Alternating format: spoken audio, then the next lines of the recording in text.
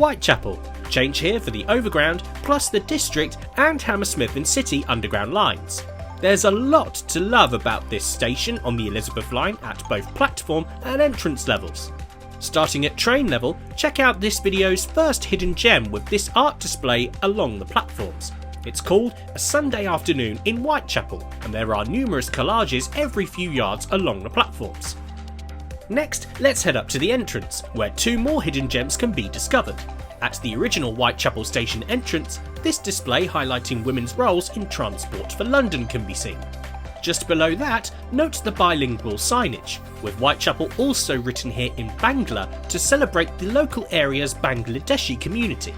While we're outside, an even more hidden gem is overhead. This sedum roof has a number of environmental benefits for the station, including water absorption, drainage and noise reduction. Back inside the massively expanded concourse, the curving soffits of the roof here are an extremely pleasant sight, curving and weaving up and down the different floors.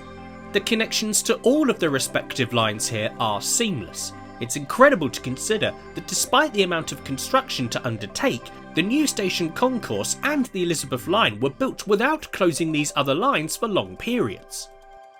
As we traverse back down to platform level, we see more of the familiar glass-fibred concrete style walls.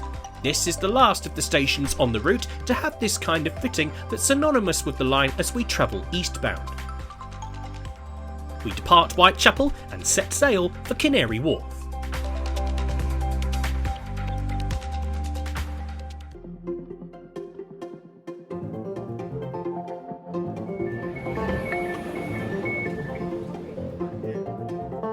Canary Wharf. Change here for the DLR and the Jubilee line. Of all the new stations on the Elizabeth line, this is probably the most spectacular. Situated in the West India Dock, the views here on a clear day are something else. One of the biggest stations on the line, there's lots to explore in the surrounding area of this thriving financial district. Crossrail Place has a number of shops and restaurants for you to peruse, and the adjacent Canada Place is also worth a stroll. This area has also been used for some filming as part of the Star Wars franchise. If you're transferring to the DLR or the Jubilee line, check out the Adams Place Bridge, or as the locals affectionately call it, the Star Wars Tunnel. The tunnel itself hasn't been used specifically for filming in the franchise at the time of making this video, but the area below it has, as have Canary Wharf's Jubilee line platforms. Go and check it all out in between your connection to or from the Elizabeth line when you're next in town. Back from a galaxy far, far away and up to a garden high above, the main point of interest at the station is of course the Crossrail Place roof garden. This garden has long been open to the public and is a glorious green space. Even if you've visited the location before, there are still new hidden gems to discover. Navigate through the foliage to check out this display which details the history of the Elizabeth line. Before we move on to our next destination, here's some quick shots of the concourse, and of course it wouldn't be Canary Wharf without adding some canary yellow, as you can see here via the escalators.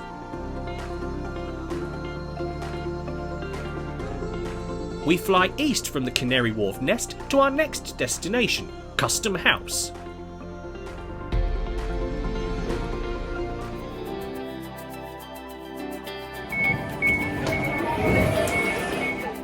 Custom House.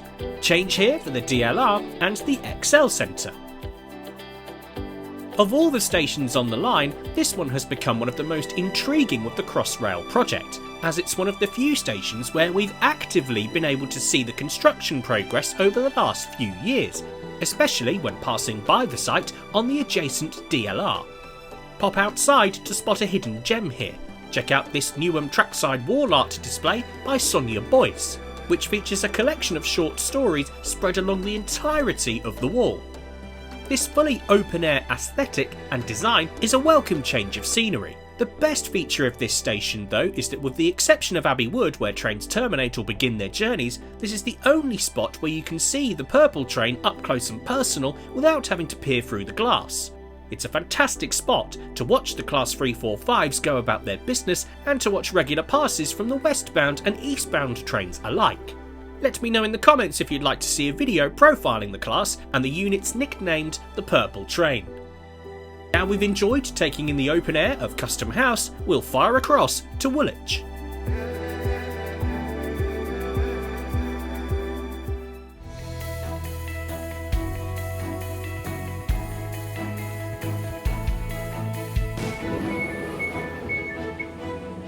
This is Woolwich. Change here for a bit of a walk across to Woolwich Arsenal's main network rail station and the DLR. As you can see from this quick time lapse, the connection isn't quite as close in proximity as other connections at other stations, but it's still pretty easy to find.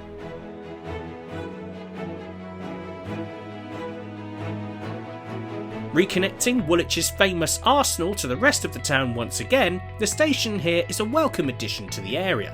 There are a few hidden gems with homages to the Arsenal scattered throughout. On the outside of the building, this decorative design features the pattern of a memorial coin, which would have been produced at this location for the families of the fallen in the Great War.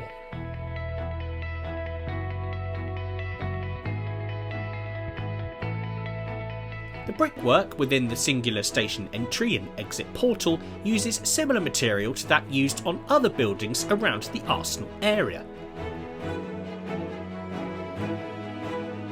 Down at platform level, these columns reveal our next hidden gem. These colours are nods to the likes of the Royal Artillery and Royal Engineers. Onwards then to our final stop along the branch, as we leave the Arsenal and head to the woods.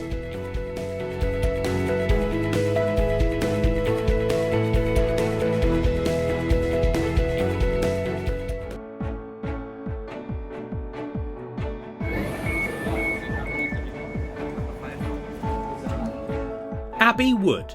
Change here for trains back towards Paddington and for the national network for trains run by Southeastern and Thameslink. Abbey Wood, of course, is the eastern terminus of this new route. It's also where the first Elizabeth Line train on the branch departed at 6:30 AM on Tuesday the 21st of May 2022. Click the link above to see a video about that very first train journey which this channel was lucky enough to be on board for. Let's dash over to the entrance and admire the job that the crossrail team have done here. The curved roof has a lovely wooden finish, supporting a spacious main concourse. For a more relaxing hidden gem, look at these wooden seats. Park yourself over here for a nice view of the trains through the window. Back down to platform level, and there are a number of good positions around the station to do some spotting. Remember, this is one of only 2 stations on this section of line where you can see the Elizabeth Line trains away from behind a glass panel. Head to the footbridge at the far western end of the platforms for this great spot where you can watch the trains go by from both the national network and the Elizabeth Line. Back down to the Elizabeth Line's platform level, and just behind the bridge at the far end of the platform, it's possible to get some great close-up shots here of the Class 345s rumbling past you as they carry out their duties.